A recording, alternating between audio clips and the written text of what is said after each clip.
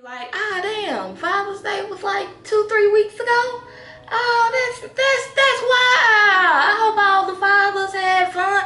Girl, Father's Day was not anything that had to just be at the forefront of my mind. Hey, beautiful people, what's up? It's your girl V. Welcome back to my YouTube channel. First of all, it's been a little while since y'all slain me. Can I get a thumbs up for the braids? Can I get a thumbs up for the braids? I did these myself. Let's take a gander. Let's take a look. Yes, this is my first time doing feed-in braids on myself, but we will get into that later. Let's get into this video. So it's June right now, which that is Father's Day month. And previously in my life, before this year, honestly, Father's Day was a holiday that I could easily forget about. But this year, Father's Day is significant for me because I actually went and met my dad for the first time this year. Well, actually, it was right before the beginning of 2020. It was put on my heart, it was put on my spirit that was something, that was a bridge that I needed to cross, and I needed to cross it before I came into 2020. I don't know why, but I listened. And so yeah, here we are today, and Father's Day is a thing for me. So I wanted to share my experience with you guys, hopefully to inspire anyone out there who is working on their relationship with either one of their parents, or maybe you grew up without a father, so you can relate to some of the things that I had to heal within myself, or things that I had to grow through to get to a place where I can have a healthy introduction to this new relationship that'll be developed. Maybe you're a parent and you want to work on your relationship with your child. This will be a way to see the point of view, you know, maybe if you haven't been as present and you're looking to kind of change things up. I just feel like the story will be able to inspire anybody. So in honor of Father's Day, happy Father's Day to all the fathers out there, I'm gonna share my story. Before we get into it, be sure to subscribe to my YouTube channel here on V So Vibrant. If you scroll through my timeline, you can see salon work, me working in the salon. There are going to be vlogs, because honey, we outside now. Yeah. Hauls, travel stuff, makeup, just lifestyle. It's just gonna be all things V. So if you like this story time, this is my first story time, or if you want to see any more of my endeavors or get any other education, inspiration, whatever I put out there, be sure to subscribe to my channel. Make sure you hit the cute little bell so you can get all the notifications, so you can be on point with your girl. Okay, so just a little background. I grew up without my father. I grew up in a single parent household. My dad was around in my earlier stages of my life, so it was not just like, you know, my mom didn't know who my dad was or any situation like that. But my mom and my dad split earlier in my childhood. So I grew up without my father. I grew up with an amazing black strong woman, honey child. She gave me my sass, she gave me my confidence, my diligence, my will, you know, my strong will, and you know, sometimes my mouth, you know, hey mama. But so yeah, so of course it's like a process of processing your emotions, how you feel about it, how you feel about not having a dad, how you feel about other people having dads around and you not really having dads around, or a dad around. So in my earlier years, like coming into, honestly, I didn't realize that not having a male figure in my life was something until coming into like my preteen, teenage ages is when I can, you know, recollect and remember that feeling like, dang, I wish my dad was around, or man, if my dad was around, some things that happened to me when I was a child, maybe they wouldn't have happened. Because, you know, as a child, you know, watching people have relationships with their dad and their family in general, you know, you feel like dad is supposed to be the superhero. So I'm like, you know, maybe if he was around, maybe some things that I went through, I wouldn't have to go through, or just different things like that. You just had, as a kid, you see things and you have these expectations, or you have these things that you put in your head that like, oh, if he would have been around, or if this would have happened, then all these other things wouldn't have happened to me, right? So that was a big thing, a part of my healing that I had to heal through, and just coming into my adult years, I had to heal through like the fact that parents and people in general can only give us what they have. If he was lacking tools, which if he was lacking how to be a father, how to be there, how to not be about self, if that was something that he was lacking, how could he truly 100% accurately give me that for real? I don't know how to speak Chinese, so please don't come ask me, hey girl, can you? I cannot give you them tools. Now I can call Siri.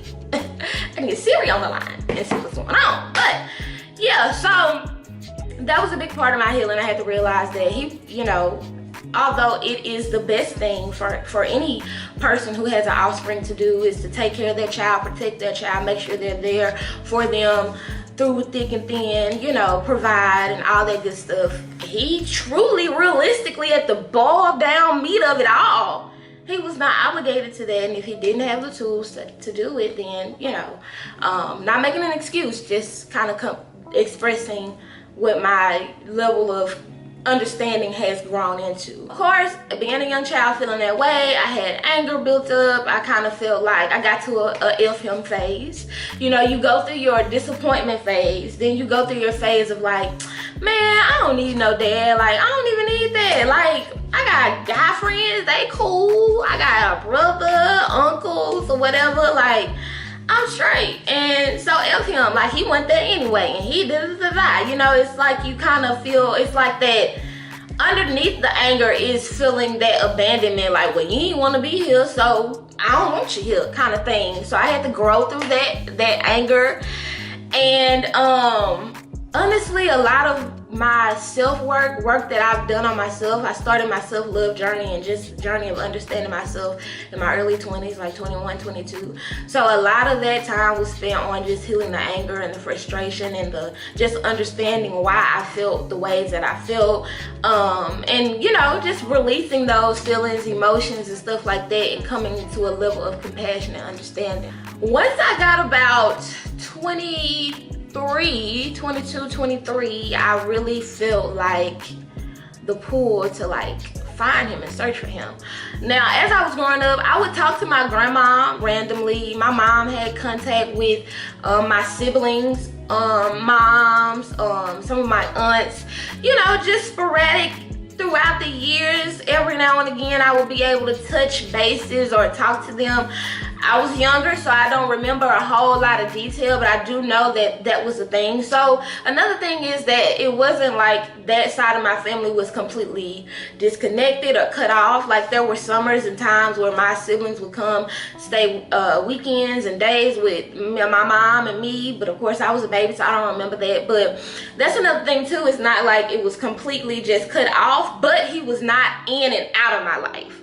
When my mama was like, no ma'am, like, no, like, you know, because see, what I learned, which I didn't know this until I was about 23, 24, was that my dad had a drug addiction. That was another little token in my head, like, yeah. But like I said, once I got to my early 20s, I went through a period where I was like, okay, I'm ready to find him now. Like, I've healed some of the anger. I've come to a point where I'm not even angry no more. Like, I'm not mad at all. But I do lack understanding about your decisions, and there are some answers that I need for that. Now, this is before I found out about the crack addiction. So that's where I was. So I started to look for him. I started to look for, really my search began on Facebook. I was looking for people with my last name. My last name is Tillis, and that's not a common last name. So I'm like, okay, if I can find some people with my last name that's possibly from Oklahoma, I might be getting close. So, in a desperate measure, I searched people, found people, child. I was messaging them, hey, my name is this and that. Would you so happen to know this person, that person, blah, blah, blah, child? Most of the people said no. I didn't really get a whole lot of leads on that. But In this moment, I was doing this in private. I didn't communicate to my mom that I was trying to find him until a little bit later. Like, I eventually was like, Mommy, you know what? I want to, you know, talk to my dad, meet my dad, whatever, blah, blah, blah, lulu. So Mama got on the job. She got on it. She put her little web of people, pulled out the phone book, pulled out all her resources, and found an aunt. The aunt found me on Facebook. Like, it was just a thread of that. The aunt, the sisters, the brother, everybody. So we started to add each other on Facebook, and then eventually I was able to find my dad. So found him on Facebook, messaged him on Facebook, got his number. He was very open, which I was nervous about. Like, it's like, okay, I found him. Now am I gonna hit him up? Because see, if he don't write me back, cause see, now I'm gonna be mad again. Cause see, he better, cause I done did all this work and he should have been the one. Like, so which means I still had a little bit of resentment. I was over the anger of him not being there, but I still had some resentment for, well, shit, now I done did that part. Now I want to see, you know, I want to see what's gonna be next, because I done did this. So anyway, eventually I was like, I'm gonna go ahead and call him. I called him, we talked. My whole thing at that point was to let him know that I was not mad at him, I was not angry with him. I did forgive him for not being there for me, and I did want to work on our relationship. So that was about 5 years ago. My dad has, how many of us? Okay, it's 4 of us that I know about. Don't know if it's any other kids out there. Child, if you out there, comment below. No, I'm just playing. But he has 4 kids, so he just get an F on fatherhood for all of us. You know, he just did not, fathering just was not his shit. That was not his thing that he was great at. But I'm sure that being that they lived in the same area, maybe they got to experience him quite a bit more than I did. So I don't really know the difference between having an in and out father than having a father that was just, my mama was like, hell to now, you gonna come correct or you not gonna come at all, point blank and period. That, like, it's still a you thing. So anyway, being that he was doing a little bit, like, during those 3 years, I still was going through some healing and processing just with my relationship with my parents.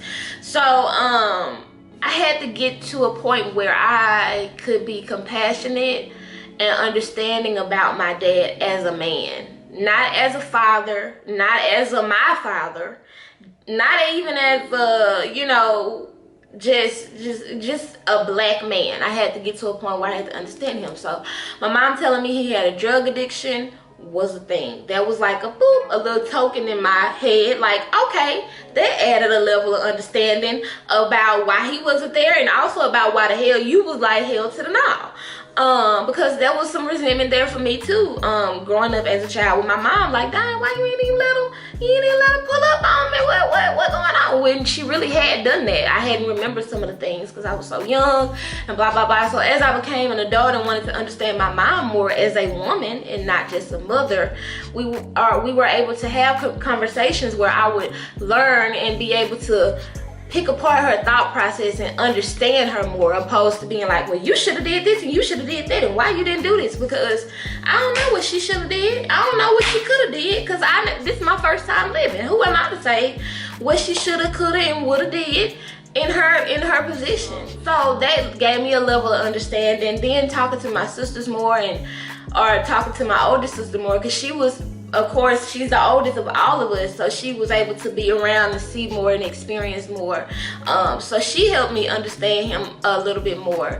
I eventually learned that he was in the military, he was in the Navy, and so I'm like, okay, he was in the Navy, he came back home from the Navy right at the end of the 70s and right in the beginning of the 80s. Okay, crack addiction, it kind of makes sense, maybe. I don't really know. Still a lot in the air, but pieces are coming together. Fast forward to 2019, I was doing a lot of work on myself, a lot of work on just wanting to be a better person, just to have less baggage, less weight on me.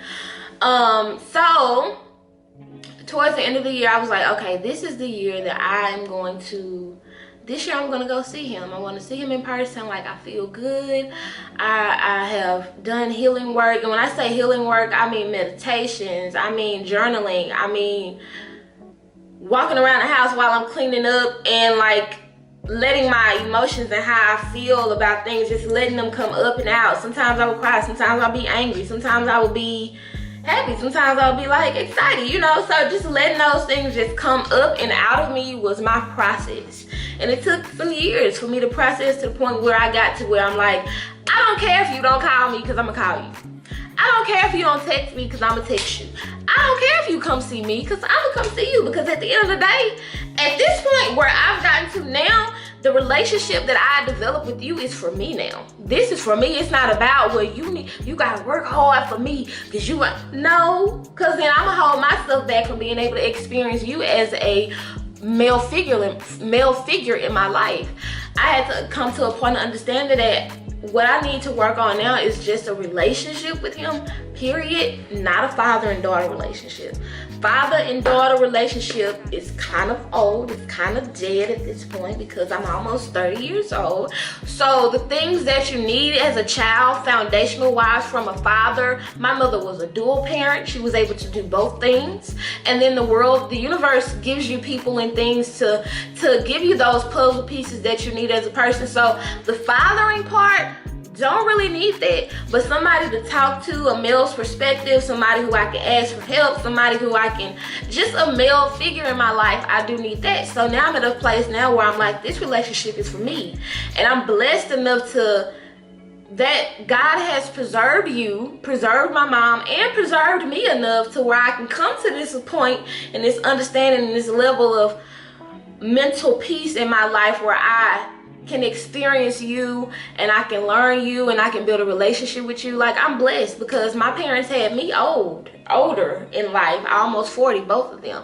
So they are, you know, mid-60s, late 60s. So to say that they're still around, knowing that some of their background, I mean, he had a drug addiction, you know, so knowing that, like, I had to come to a point where I'm like, I'm so clean and clear about everything that they such a blessing to me. Like, thank you, God. Like, they done been through some shit, but you kept them here just so I can get to where I'm at, so I can enjoy them. That is a beautiful thing. But anyway, let's get into the meeting. So, right before New Year's, I called my brother. I was like, hey, I'm thinking about coming down there, blah, blah, blah. My brother ended up getting me a great deal on a hotel room, all this other stuff like that. Went down there, wasn't really sure what I was gonna, I didn't have any expectation. I was just open. I was just open to learn him and see how he was in his element. I'm in his place of living. I'm just in his world. Yes, I wanted to meet him this year. I didn't have any expectations. Got down there, and you know, it was beautiful. When I first got down there, I got down there kind of late the first night. I spent that whole evening, that whole night with my brother, catching up, learning who he was, how his upbringing was as a kid, because although I have talked to him in the past, we hadn't had like a, so how were you when you were growing up conversation. So we were able to talk about that all night. He was such a stand-up guy. He wanted to make sure I was comfortable. I knew where everything was. That's just my dog. That's my dog. He was like, you want to go out? What you want to do? Like, he was ready. Whatever I wanted to do, he was dying. That felt good. I felt very desired to be there. Like, very, like, the relationship was wanted. You know what I'm saying? My brother is the youngest of those three, so you know, we can relate on being the young bucks out the crew. So the next day I went to my oldest sister's house. She was cooking, child. Everything was good. So this was the day that I was meeting him for the first time, and I met him in my sister's house. So I was just being very enlightened. My dad came over, and when he walked in, I'm just like, okay, not as tall as I thought. Like, not as tall as I thought you would have been, but handsome. So he got a beard, y'all. He cute. Let me show y'all. So yes, he got a little beard, you know what I'm saying. He got a full head of hair. I definitely told him to take that hair off. But let me see what's going on up under there. Let's see what's going on your hood. He took it off and it was a full head of hair. But yeah, he came in just a cool little cat. Hey, what's up, baby?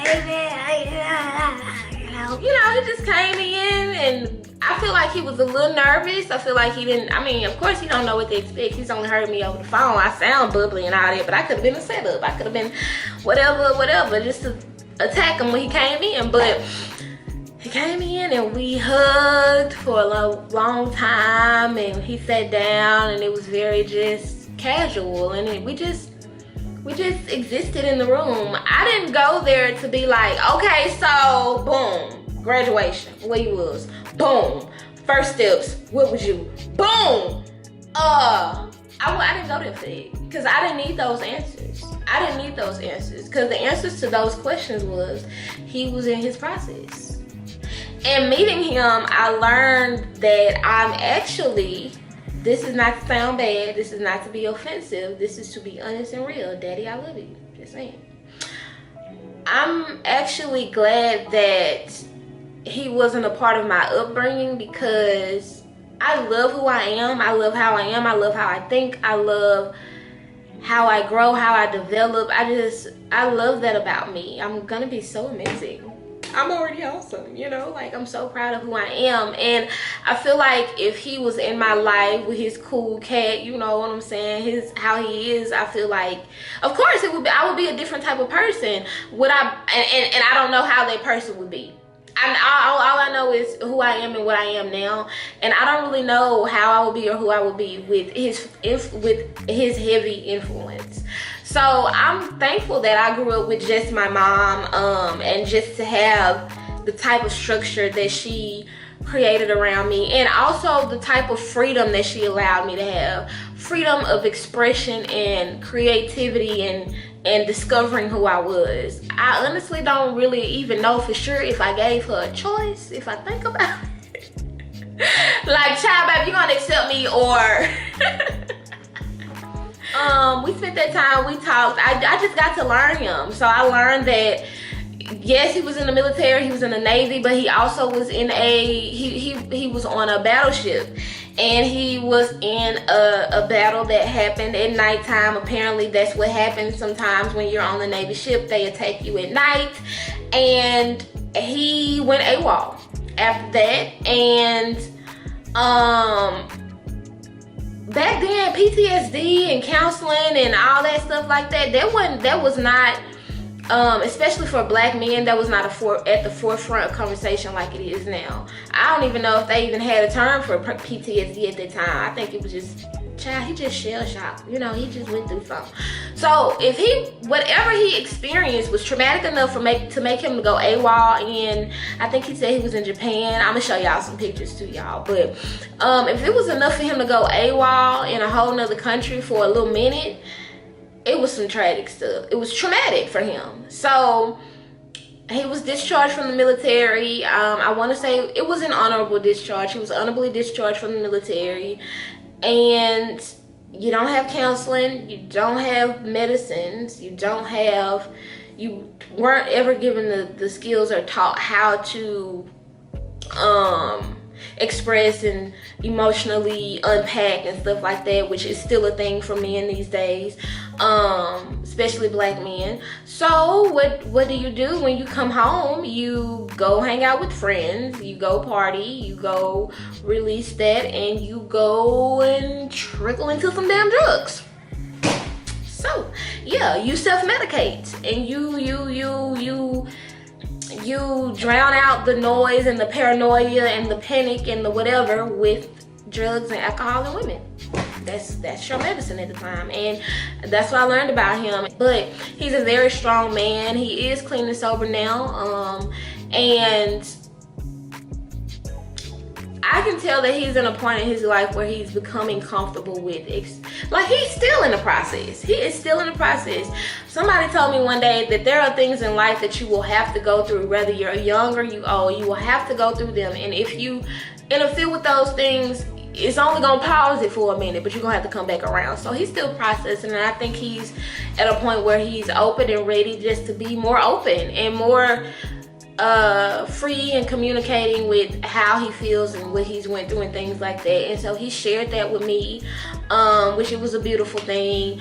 We laughed, we talked, he cooked me breakfast the next day, because I was only there for about 3 days.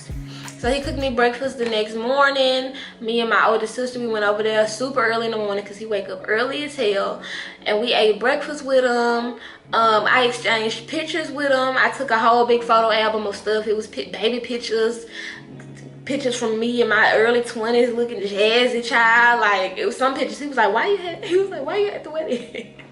He was telling me stories about how when I was younger, he told my mama to stop feeding me pancakes and grits, bacon and eggs every morning because I was going to be too thick. He was just telling me all these kind of things. So we was just catching up with one another and bonding. I gave him some pictures of me. I was like, you want this picture? Hell yeah, I want that. Yeah, I want that. Hell yeah, I want that. Like, so cool. So yeah, and that whole visit just allowed me to learn that, he is just a man and he's doing the best he can. Betty Wright said it best. Yes, he was just a man doing the best that he could with what he was given. It wasn't so great in some areas, but some areas it was great. Leaving from Tulsa, I didn't cry, I didn't get emotional any of the days or any of the time until it was time for me to leave. I got emotional just because I kind of wasn't ready to leave, and like I had the weekend to just learn him from all different areas and aspects and learn more about him. And that was just a level of, dang, I get it, like I understand, like, oh man, that's crazy. Because the thing about it is, although, like I can be like, he missed out, he this and that, I missed out too. We both missed out and gained the same amount of things, I think, in the process of the relationship not being there. And that's why I wanted to make this video, because I wanted to inspire you guys to, just do the work. It may take a day, it may take a month, it may take years, but you can get there. If it is your intention to get there, if it is your intention to not be resentful and hold a grudge and be like, well, you ain't did this and I'm gonna show you, or you don't have to show me. If you feel that way, you're not ready yet. You got some more digging. Seek counseling. Ayala is great.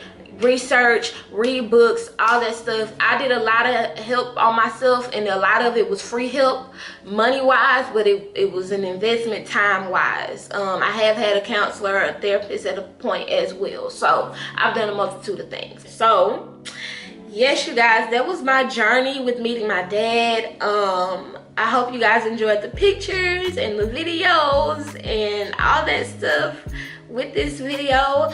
I want to encourage any of you who are out there, whether you're adopted and you're working on your adoptive relationship, or your relationship with your maternal and paternal parents, or you are working on a relationship with a parent that hasn't been there most of your life, or maybe they were in and out, maybe they had their own life struggles and they felt like placing you in another place would be the best option for you. Like I said, some people don't be having all the tools.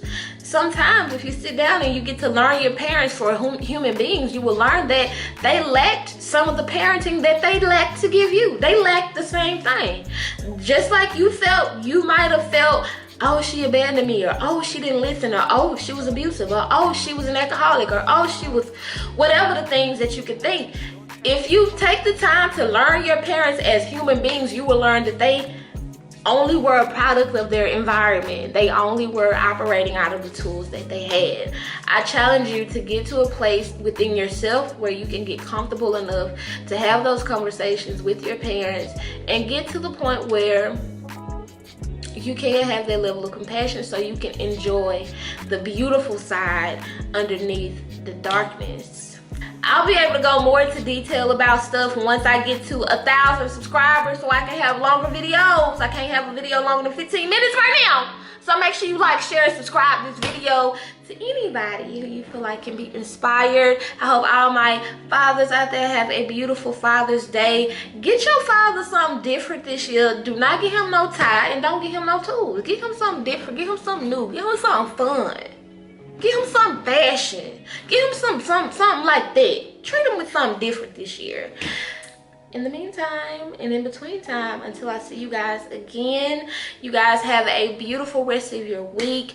Keep going on the journey of healing. Keep going on the journey of growing and learning yourself, and just etching at yourself to be your best self. It's never too late. I have clients who I inspire and they inspire me. We share and exchange wisdom, and from people who are my age to people who are twice my age, we all have a process. I've had similar conversations about working on relationships with parents, with guests of all ages. So I hope that this inspired you. I hope that this touched your heart, and I will see you on the next upload.